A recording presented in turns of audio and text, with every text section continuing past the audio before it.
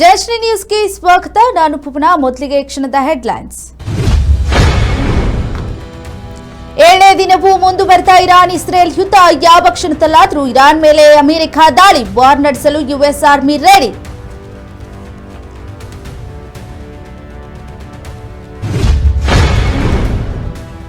Iran Israel ನಡುವೆ ಮುಂದುವರೆದ ಸಂಘರ್ಷ. ವಿಶ್ವಸಂಸ್ಥೆಯ ಭದ್ರತಾ ಮಂಡಳಿಯಲ್ಲಿ ನಾಳೆ ಸಭೆ. ಯುದ್ಧ ನಿಲ್ಲಿಸಿ ಶಾಂತಿ ಕಾಪಾಡುವಂತೆ ಮನವಿ ಸಾಧ್ಯತೆ.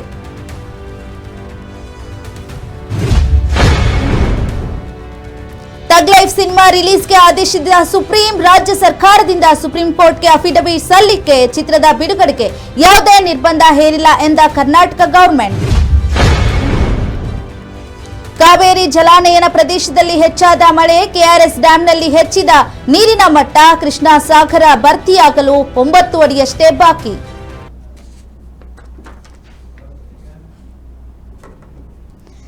ಇನ್ನು ಈಗಾಗಲೇ 7ನೇ ದಿನಕ್ಕೆ ಇರಾನ್ ಮತ್ತೆ ಇಸ್ರೇಲ್ನ ಯುದ್ಧ ಕಾಲಿಟ್ಟಿದೆ. ಈ ಸಂಬಂಧ ಅಪ್ಡೇಟ್ಸ್ ಬರ್ತಾ ಇದೆ, ನೋಡ್ತಾ ಹೋಗೋಣ.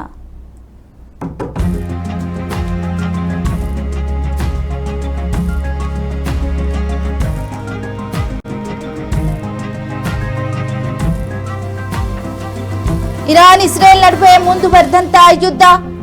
ಇಸ್ರೇಲ್ ಮೇಲೆ ಈಗ 400ಕ್ಕೂ ಹೆಚ್ಚು ಕ್ಷಿಪಣಿ ದಾಳಿ ಆಗಿರುವಂತದ್ದು. ಇರಾನ್ ಡ್ರೋನ್ ತಡೆಯೋದಕ್ಕೆ ಇಸ್ರೇಲ್ ಯಶಸ್ವಿ ಆಗಿದೆ. 20ಕ್ಕೂ ಹೆಚ್ಚು ಕ್ಷಿಪಣಿಗಳಿಂದ ನಗರ ಪ್ರದೇಶ ಸಂಪೂರ್ಣವಾಗಿ ನಾಶ ಆಗಿರುವಂತದ್ದು. ಇಸ್ರೇಲ್ನಲ್ಲಿ 24 ಜನರು ಸಾವನ್ನಪ್ಪಿದ್ದಾರೆ. ಇನ್ನು 500ಕ್ಕೂ ಹೆಚ್ಚು ಜನರಿಗೆ ಗಾಯ ಆಗಿರುವಂತದ್ದು. ಇರಾನ್ ಇಸ್ರೇಲ್ ನಡುವೆ ಸಾಕಷ್ಟು ಸಂಘರ್ಷ ಮತ್ತೆ ಮುಂದುವರಿತಾ ಇದೆ.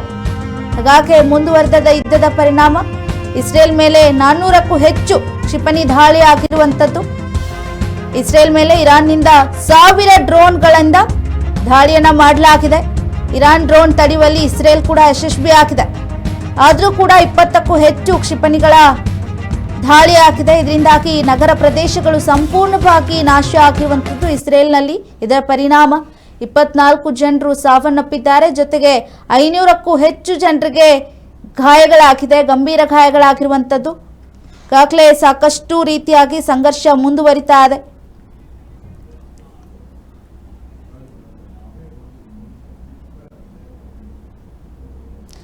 ಇಸ್ರೇಲ್ ಮತ್ತು ಇರಾನ್ ನಡುವಿನ ಮಿಲಿಟರಿ ಸಂಘರ್ಷ ಮತ್ತಷ್ಟು ತೀವ್ರಗೊಂಡಿದೆ.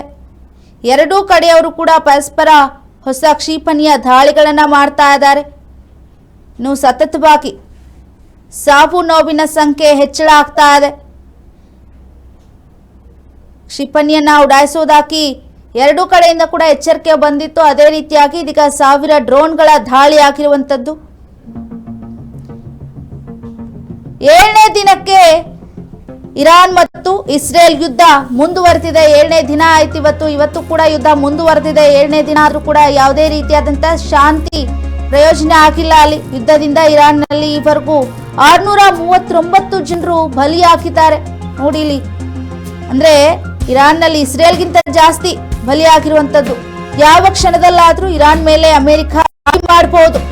ಇರಾನ್ ಮೇಲೆ ದಾಳಿ ಅಮೆರಿಕ ಸೈನಿಕರು ರೆಡಿ ಆಗಿದ್ದಾರೆ ದಾಳಿ ಮಾಡೋದಕ್ಕೆ ಇರಾನ್ ಮೇಲೆ. ಯಾಕಂದ್ರೆ ಸಾಕಷ್ಟು ಜನ ನಾಗರಿಕರು ಸತ್ತೋಗ್ಬಿಟ್ಟಿದ್ದಾರೆ. ಈಗ 639 ಜನ ಬಲಿಯಾಗಿರುವಂತದ್ದು. ಇರಾನ್ ಇಸ್ರೇಲ್ ದಾಳಿಯಿಂದಾಗಿ ಪರಸ್ಪರ ದಾಳಿಗಳಾಗ್ತಾ ಇದೆ. ಬೆಳಗಿನ ಜಾವಗಳಿಂದಲೇ ಕ್ಷಿಪಣಿಗಳ ದಾಳಿ ಜೋರಾಗಿತ್ತು. ಟೆಲ್ ಅವೀವ್ ಸ್ಫೋಟಗಳಾಗಿರ್ಬೋದು, ಮಿಲಿಟರಿ ಮೂಲ ಸೌಕರ್ಯಗಳನ್ನೇ ಗುರಿಯಾಗಿಸಿಕೊಂಡು ಇಸ್ರೇಲ್ ವಾಯು ದಾಳಿಯನ್ನ ಮಾಡಿತ್ತು. ಅದಾದ ಬಳಿಕ ಟೆಹರಾನ್ ಬಳಿ ಕೂಡ ದಾಳಿಯನ್ನ ಮಾಡಿತ್ತು. ಇದರ ನಡುವೆ ಅಧ್ಯಕ್ಷ ಡೊನಾಲ್ಡ್ ಟ್ರಂಪ್ ಕೂಡ ಮಧ್ಯವಹಿಸಿ ಎಚ್ಚರಿಕೆಯನ್ನ ನೀಡಿದ್ದಾರೆ. ಆದರೂ ಕೂಡ ಮತ್ತೆ ದಾಳಿಯನ್ನ ಮುಂದುವರಿಸಿದೆ. ಹೀಗಾಗಿ ಅಮೆರಿಕ ಸೈನಿಕರು ಯಾವಾಗ ಬೇಕಾದರೂ ದಾಳಿ ಮಾಡಬಹುದು ಇರಾನ್ ಮೇಲೆ. ಯುದ್ಧದಿಂದ ಇರಾನ್ನಲ್ಲಿ ಈವರೆಗೆ 639 ಜನರು ಬಲಿ ಹಾಕಿದ್ದಾರೆ. ಅಲ್ಲಿನ ನಾಗರಿಕರು, ಸಾಕಷ್ಟು ನಾಗರಿಕರು ಈಗ ಗಾಯಗಳಿಂದ ಬಳಲ್ತಾ ಇದ್ದಾರೆ. ಎಷ್ಟೋ ನಗರಗಳು ಹೊತ್ತಿ ಉರಿತಾ ಇದೆ. ನೋಡ್ತಿದ್ದಂತೆ ಎಲ್ಲ ಕಡೆಗೂ ಬೆಂಕಿ ಆವರಿಸ್ಕೊಳ್ತಾ ಇದೆ. ಎಲ್ಲ ಕಟ್ಟಡಗಳು ಧ್ವಂಸ ಆಗ್ತಾ ಇದೆ. ನಾಗರಿಕರಂತೂ ಓಡ್ ಹೋಗ್ತಾ ಇದ್ದಾರೆ. ಸಾಕಷ್ಟು ಜನರು ಜೀವ ಭೀತಿಯಿಂದಲೇ ಇನ್ನೂ ಕೂಡ ಚಿಕಿತ್ಸೆಯನ್ನು ತೆಗೆದುಕೊಳ್ತಾ ಇದ್ದಾರೆ. ಅಷ್ಟರ ಮಟ್ಟಿಗೆ ಗಾಯಗಳನ್ನು ಅನುಭವಿಸ್ತಾ ಇದ್ದಾರೆ. ತೀವ್ರತೆಯನ್ನು ಪಡೆದುಕೊಳ್ತಾ ಇದೆ. ದಿನದಿಂದ ದಿನಕ್ಕೆ ಹೆಚ್ಚಳ ಆಗ್ತಾ ಇದೆ ಬಿಟ್ರೆ ಕಮ್ಮಿ ಆಗ್ತಾ ಇಲ್ಲ. ಇಸ್ರೇಲ್ ಇರಾನ್ ನಡುವೆ ಮುಂದುವರೆದ ಸಂಘರ್ಷ. ವಿಶ್ವಸಂಸ್ಥೆಯ ಭದ್ರತಾ ಮಂಡಳಿಯಲ್ಲಿ ನಾಳೆ ಈ ಬಗ್ಗೆ ಸಭೆ ಆಗೋ ಚಾನ್ಸಸ್ ಇದೆ. ಸಭೆಯನ್ನ ಮಾಡ್ತಾರಂತೆ. ಇರಾನ್ ಇಸ್ರೇಲ್ ಸಂಘರ್ಷದ ಬಗ್ಗೆ ಮಹತ್ವದ ನಿರ್ಧಾರಗಳನ್ನು ಸಭೆಯಲ್ಲಿ ಕೈಗೊಳ್ತಾರೆ. ಯುದ್ಧ ನಿಲ್ಲಿಸಿ ಶಾಂತಿ ಕಾಪಾಡುವಂತೆ ಮನವಿ ಮಾಡೋ ಸಾಧ್ಯತೆ ಇದೆ. ಮಾತುಕತೆಯಿಂದ ಬಗೆಹರಿಸಿಕೊಳ್ಳೋದಕ್ಕೆ ವಿಶ್ವಸಂಸ್ಥೆ ನಾಳೆ ಭದ್ರತಾ ಮಂಡಳಿಯಿಂದ ಸಭೆ ಮಾಡುವ ಸಾಧ್ಯತೆ ಇದೆ. ಶಾಂತಿಯನ್ನ ಕಾಪಾಡಬೇಕು. ಈ ರೀತಿಯಿಂದ ಯುದ್ಧ ಮಾಡೋದ್ರಿಂದ ಏನೂ ಪ್ರಯೋಜನ ಇಲ್ಲ. ಈಗಾಗಲೇ ಸಾಕಷ್ಟು ನಾಗರಿಕರನ್ನ ನಾವು ಕಳ್ಕೊಂಡಿದ್ದೀವಿ. ಇನ್ನು ಉಳಿದಿರೋರೇ ನಾಗರಿಕರು ಯಾರ್ಯಾರು ಎಲ್ಲೆಲ್ಲಿ ಹೋಗಿದ್ದಾರೆ ಅನ್ನೋದೇ ಗೊತ್ತಾಗ್ತಾ ಇಲ್ಲ. ಕೆಲವು ಜನರಂತೂ ಸಂಪರ್ಕಕ್ಕೂ ಸಿಗ್ತಾ ಇಲ್ಲ. ಕಳೆದ ಈ ಒಂದು 7ನೇ ದಿನದವರೆಗೂ ಕೂಡ ಯಾರಿಗೂ ನೋಡೋಕೆ ಸಿಗ್ತಾ ಇಲ್ಲ. ಅವ್ರ ಮನೆಯವ್ರಿಗೆ ಅವ್ರು ಸಿಗ್ತಾ ಇಲ್ಲ. ಆ ರೀತಿಯಾಗಿ ಓಡೋಗ್ಬಿಟ್ಟಿದ್ದಾರೆ ಅಲ್ಲಿನ ನಾಗರಿಕರು. ಸಂಪರ್ಕ ಇರಲಿ. ಅಲ್ಲಿನ ವ್ಯವಸ್ಥೆ ಹೇಗಿದೆ ಅಂತಂದರೆ ಈಗ ಸದ್ಯಕ್ಕೆ ಯಾವಾಗ ಎಲ್ಲಿ ಬಾಂಬ್ ಬಂದು ಬೀಳುತ್ತೆ, ಯಾವಾಗ ಬಂದು ಎಲ್ಲಿ ಡ್ರೋನು ದಾಳಿ ಮಾಡುತ್ತೆ ಅನ್ನೋದೇ ಗೊತ್ತಾಗ್ತಾ ಇಲ್ಲ. ಆ ರೀತಿಯಾಗಿ ನಾಗರಿಕರು ಜೀವನ ಕೈಯಲ್ಲಿ ಇಟ್ಕೊಂಡು ಬದುಕ್ತಾ ಇದ್ದಾರೆ. ಉಳಿದಿರೋದೇ ಈಗ ಸ್ವಲ್ಪ ಮಟ್ಟದ ನಾಗರಿಕರು ಅಲ್ಲಿ. ಹಾಗಾಗಿ ನಾಳೆ ಈ ಬಗ್ಗೆ ವಿಶ್ವಸಂಸ್ಥೆ ಭದ್ರತಾ ಮಂಡಳಿ ಸಭೆ ಮಾಡೋ ಚಾನ್ಸಸ್ ಇರುವಂಥದ್ದು.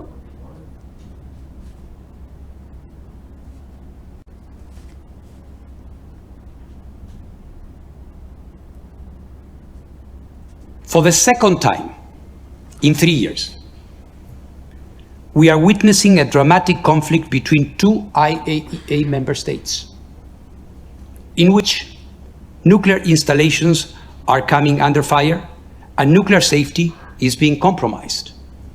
Member states of the IAEA have a crucial, active role to play in supporting the urgent move away from military escalation towards diplomacy. For the second time ಈಗಾಗಲೇ in 3 years. ಇರಾನ್ ಇಸ್ರೇಲ್ ನಡುವೆ ಸಂಘರ್ಷ ಆಯಿತು. ಈ ಸಂಘರ್ಷ ವಿಚಾರಕ್ಕಾಗಿ ವಿಶ್ವಸಂಸ್ಥೆಯಲ್ಲಿ ಈಗಾಗಲೇ ಒಂದು ಸಭೆನ ಮಾಡಿದ್ರು. ಆದರೆ ಯಾವ ರೀತಿಯಾಗಿ ಕ್ರಮವನ್ನು ಕೈಗೊಳ್ಳಬೇಕು ಅನ್ನುವಂಥ ನಿರ್ಧಾರಗಳನ್ನು ನಾಳೆ ಮಾಡ್ತಾರೆ. ಯಾಕಂದರೆ ಮಹತ್ವದ ಸಭೆ ಇದು. ಈಗಾಗಲೇ ಒಂದು ಬಾರಿ ಸಭೆ ಮಾಡಿದ್ದಾರೆ. ಅವ್ರಿಗೊಂದ್ಸತಿ ಏನೋ ಹೇಳಿದ್ರೆ ಕೇಳ್ತಾರೇನೋ ಅನ್ನುವಂಥ ನಿಟ್ಟಿನಲ್ಲಿ ಎಚ್ಚರಿಕೆಯನ್ನು ಕೂಡ ಕೊಟ್ಟಿದ್ರು. ಆದರೂ ಕೂಡ ಇವತ್ತು ಮತ್ತೆ ದಾಳಿ ಮಾಡಿರುವಂಥ ನಿಟ್ಟಿನಲ್ಲಿ ಈಗ ನಾಳೆ ಸಭೆಯನ್ನು ಮಾಡ್ತಾರೆ. ಏನೋ ಒಂದು ನಿರ್ಧಾರಕ್ಕೆ ಬರಲೇಬೇಕು ಅನ್ನುವಂತಹ ಸಭೆಯನ್ನು ನಾಳೆ ಮಾಡ್ತಾ ಇದ್ದಾರೆ.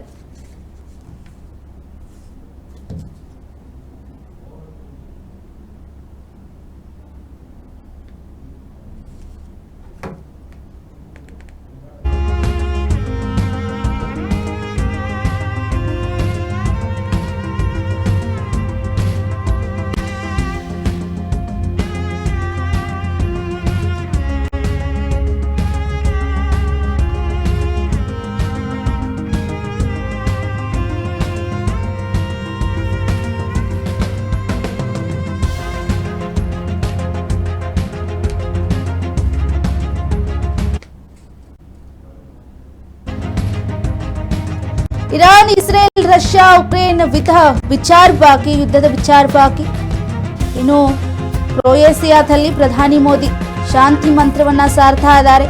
ಯುದ್ಧ ಸಂಘರ್ಷಗಳಿಂದ ಯಾವುದೇ ಪ್ರಯೋಜನವಿಲ್ಲ, ಶಾಂತಿಯುತವಾಗಿ ಮಾತುಕತೆಯನ್ನ ಮಾಡಿಕೊಂಡು ಪರಿಹಾರವನ್ನ ಮಾಡಿಕೊಳ್ಳೋಣ ಅಂತ ಹೇಳಿದ್ದಾರೆ. ರಾಜತಾಂತ್ರಿಕ ಮಾರ್ಗದಿಂದ ಸಮಸ್ಯೆನ ಬಗೆಹರಿಸಿಕೊಳ್ಬೇಕು, ಯುದ್ಧನೇ ಪರಿಹಾರ ಅಲ್ಲ.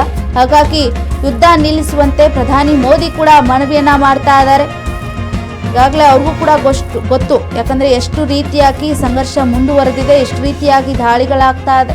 ಸಾಕಷ್ಟು ಜನರು ಸಾವು ನೋವಿನ ಪ್ರಶ್ನೆ ಇದು. ದಿನದಿಂದ ದಿನಕ್ಕೆ ಸಾವು ನೋವುಗಳು ಕೂಡ ಜಾಸ್ತಿ ಆಗ್ತಾ ಇದೆ. ಹಾಗಾಗಿ ಮೋದಿ ಶಾಂತಿ ಮಂತ್ರವನ್ನು ಸಾರೋದಕ್ಕೆ ಮುಂದಾಕಿದ್ದಾರೆ. ಯುದ್ಧ ಒಂದೇ ಪರಿಹಾರ ಅಲ್ಲ, ಯುದ್ಧ ಮಾಡೋದ್ರಿಂದ ಯಾವ ಪ್ರಯೋಜನವೂ ಇಲ್ಲ, ಎಲ್ಲ ಕೂಡ ನಾಶ ಆಗ್ತದೆ. ಪ್ರತಿಯೊಂದು ವಸ್ತುಗಳಾಗಿರ್ಬೋದು, ನಾಗರಿಕರ ಜೀವ ಆಗಿರ್ಬೋದು, ಎಲ್ಲವೂ ಕೂಡ ಕುಸಿತ ಆಗುತ್ತೆ. ಹಾಗಾಗಿ ನಾವು ಶಾಂತಿಯುತವಾಗಿ ಮಾತುಕತೆನ ಮಾಡಿಕೊಂಡು ಪರಿಹಾರ ಮಾಡೋಣ. ಏನು ಬೇಕು ನಿಮಗೆ ಹೇಳಿ, ಯಾವ ರೀತಿಯಾಗಿ ಪರಿಹಾರ ಮಾಡಬೇಕು, ಕೂತ್ಕೊಂಡು ಸಮಸ್ಯೆನ ಬಗೆಹರಿಸ್ಕೊಳ್ಳೋಣ. ಒಂದು ರೀತಿಯಾದಂಥ ರಾಜತಾಂತ್ರಿಕ ಮಾರ್ಗವನ್ನು ನಾವಿಲ್ಲಿ ಅನುಸರಿಸಬೇಕಾಗತ್ತೆ ಅನ್ನುವಂಥ ನಿಟ್ಟಿನಲ್ಲಿ ಮೋದಿ ಶಾಂತಿ ಮಂತ್ರವನ್ನು ಸಾರ್ತಾ ಇದ್ದಾರೆ. ಯುದ್ಧವನ್ನು ನಿಲ್ಲಿಸುವಂತೆ ಪ್ರಧಾನಿ ಮೋದಿ ಮನವಿ ಕೂಡ ಮಾಡ್ತಾ ಇದ್ದಾರೆ.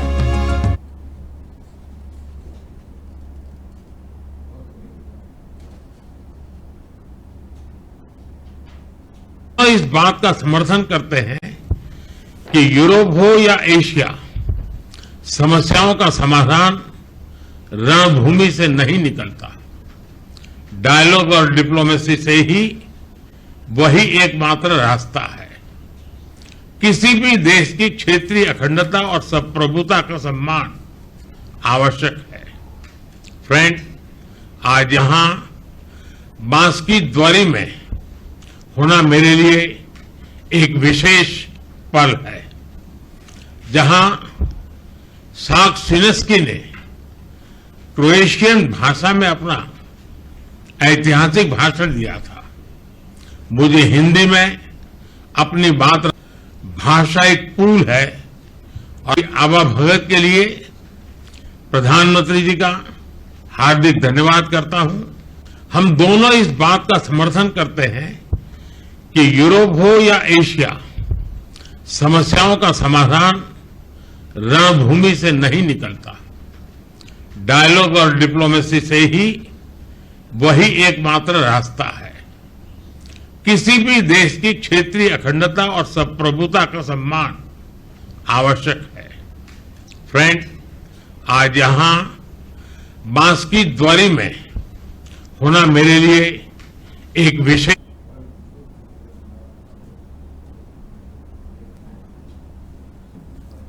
ಈಗಾಗಲೇ ಕಮೇನಿ ಎಲ್ಲಿದ್ದಾರೆ ಅನ್ನುವಂಥ ವಿಚಾರ ಟ್ರಂಪ್ ಕೂಡ ಗೊತ್ತಿತ್ತು, ಅಮೆರಿಕಾಗೂ ಕೂಡ ಗೊತ್ತಿತ್ತು. ಆದರೂ ಕೂಡ ಅವರು ಎಲ್ಲೋ ಒಂದು ನಿಟ್ಟಿನಲ್ಲಿ ಶಾಂತಿಯುತವಾಗಿ ಮಾತನಾಡೋಣ ಅನ್ನುವಂಥ ನಿಟ್ಟಿನಲ್ಲಿ ಅವ್ರಿಗೆ ಎಚ್ಚರಿಕೆನ ಕೊಟ್ಟಿದ್ರು. ಬೇಡ, ದಾಳಿ ಮಾಡಬೇಡಿ, ನೀವು ಎಲ್ಲಿದ್ದೀರಾ ಅನ್ನುವಂಥ ವಿಚಾರ ನಮಗೂ ಕೂಡ ಗೊತ್ತಿದೆ ಅಂಥೇಳಿ ಎಚ್ಚರಿಕೆನ ಕೊಟ್ಟಿದ್ರು. ಆದರೂ ಕೂಡ ಕೇಳದೆ ಮತ್ತೆ ಈಗ ಡ್ರೋನ್ ದಾಳಿಯನ್ನು ಮಾಡಿದ್ದಾರೆ. ಹಾಗಾಗಿ ಯಾವುದೇ ಕ್ಷಣದಲ್ಲಾದರೂ ಅಮೆರಿಕ ಮತ್ತೆ ದಾಳಿ ಮಾಡೋ ಸಾಧ್ಯತೆ ಇದೆ. ಸೈನಿಕರು ಕೂಡ ರೆಡಿ ಹಾಕಿದ್ದಾರೆ. ಏನಾದರೂ ದೊಡ್ಡನ್ನ ಓಕೆ ಮಾಡಿ ದಾಳಿ ಅಂತ ಹೇಳಿದ್ರೆ ಸಾಕು, ಪಟ್ಟಂತ ದಾಳಿ ಆಗುತ್ತೆ. ಆ ರೀತಿಯಾಗಿ ಮತ್ತೊಂದು ಕಡೆ ಮೋದಿ ಕೂಡ ಮಧ್ಯವಹಿಸಿಕೆಯನ್ನು ವಹಿಸ್ತಾ ಇದ್ದಾರೆ. ಇಲ್ಲಿ ನೋಡೋಣ, ಕುತ್ಕೊಂಡು ಮಾತಾಡೋಣ. ನಾಳೆ ವಿಶ್ವಸಂಸ್ಥೆಯ ಭದ್ರತಾ ಮಂಡಳಿ ಜೊತೆಗೆ ಒಂದು ಸಭೆಯನ್ನು ಮಾಡೋಣ, ಏನೇನು ಚರ್ಚೆಗಳಾಗುತ್ತೆ.